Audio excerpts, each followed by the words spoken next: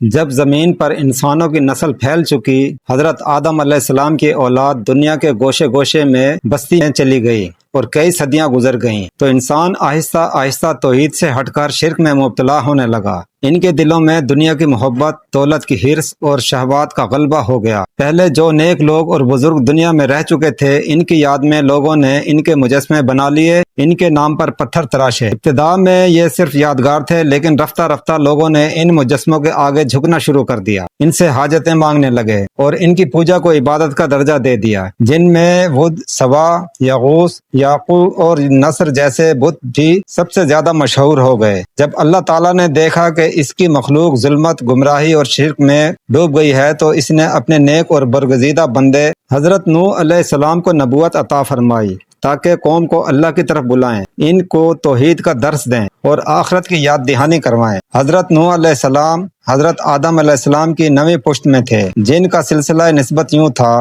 بن یرد بن مہلائل بن قینان بن انویش بن شیت بن آدم۔ حضرت نوح نہایت بردبار، صابر، دیندار اور سچے انسان تھے۔ اللہ نے انہیں حکم دیا کہ اپنی قوم کے کھلے اور عام پوشیدہ طور پر دن رات ہدایت کی طرف بلاؤ۔ حضرت نوح نے بلا کسی توقف کے بغیر تھکے اپنی قوم کو مسلسل 950 سال تک تبلیغ کی۔ وہ لوگوں کو دعوت دیتے کہ اللہ کی عبادت کرو، اس کے سوا تمہارا کوئی معبود نہیں۔ کیا تم ڈرتے نہیں؟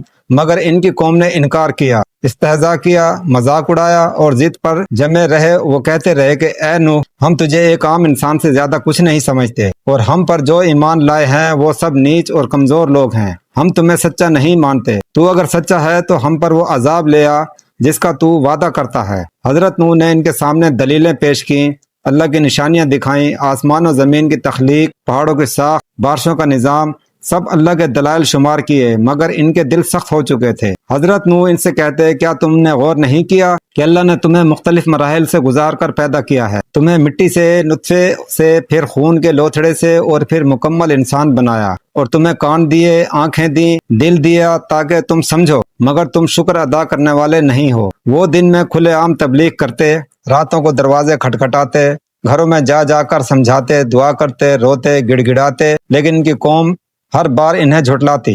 حضرت نوح نے اللہ سے عرض کیا، اے میرے رب، میں نے اپنی قوم کو دن رات بلایا، مگر ان کے بھاگنے کے سوا کچھ نہ پایا۔ جب بھی میں انہیں بلاتا ہوں تو یہ انہیں معاف کرے، وہ کانوں میں انگلیاں دے لیتے، اپنے کپڑے اپنے منہ پر ڈال لیتے، تکبر کرتے اور شدید غرور سے منہ موڑ لیتے۔ حضرت نوح نے اپنے خطبوں میں اللہ کے انعامات یاد دلائے، کہا، اے رب سے استفسار کرو، وہ تم پر آسمان سے خوب بارشیں برسائے گا، تمہیں مال اور بیٹے عطا کرے گا، باغات دے گا، نہریں جاری کرے گا، تمہیں قوت دے گا۔ مگر ان کے سردار کہتے کہ اے نوح، تو ہم پر بہت زیادہ بحث کرتا ہے، اگر تو سچا ہے تو وہ عذاب لے آ جس سے تو ہمیں ڈراتا ہے۔ حضرت نوح صبر کرتے، مگر جب دیکھا کہ قوم میں کوئی تبدیلی نہیں آئی، ان کے بچے بھی کفر میں ہی پرورش پا رہے ہیں، تو دل ٹوٹ گیا، آنکھوں میں آنسو، دل میں فریاد اور زبان پر دعا آئی، اے رب، زمین پر کسی کافر کو زندہ نہ چھوڑ، اگر تو نے انہیں چھوڑا تو یہ تیرے بندوں کو بہکائیں گے اور کافر ہی پیدا کریں گے۔ اللہ تعالیٰ نے حضرت نوح کی دعا قبول فرمائی اور وحی نازل کی کہ اب ظالموں کے لیے فیصلہ ہو چکا ہے، مگر تمہیں ایک کشتی بنانے کا حکم دیتے ہیں جو ہماری نگرانی اور وحی کے مطابق بنائی جائے گی۔ حضرت نوح نے وادی میں پہاڑوں کے درمیان ایک ایسی جگہ کشتی بنانا شروع کی جہاں کبھی پانی نہ آیا تھا۔ قوم کے لوگ روزانہ آتے، ہنستے، مذاق اڑاتے اور کہتے، اے نوح، تو بڑھئی کب سے بن گیا؟ تو وادی میں کشتی کیوں بنا رہا ہے؟ حضرت نوح کہتے، آج تم ہنستے ہو، ایک دن آئے گا جب تم پر ہنسا جائے گا۔ اللہ نے انہیں ہر جانور کے لیے ایک نر اور ایک مادہ کو کشتی میں سوار کرنے کا حکم دیا۔ حضرت نوح نے مومنین کو جمع کیا، جن کی تعداد بہت کم تھی، بعض روایات میں 80 افراد، بعض میں کم یا زیادہ بتائی جاتی ہے۔ ان میں حضرت نوح کے 3 بیٹے شامل تھے، سام، حام اور یاف۔ چوتھا بیٹا کنعان نافرمان تھا اور کافروں کے ساتھ رہتا تھا۔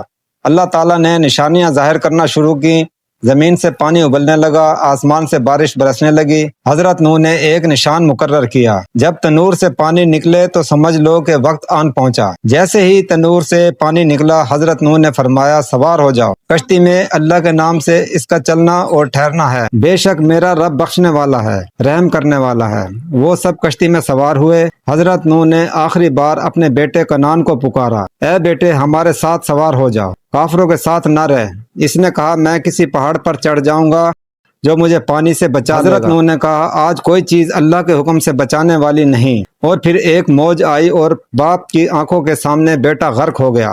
حضرت نوح کا دل تڑپ اٹھا، انہوں نے کہا اے رب، میرا بیٹا میرے گھر میں سے ہے اور تیرا وعدہ سچا ہے۔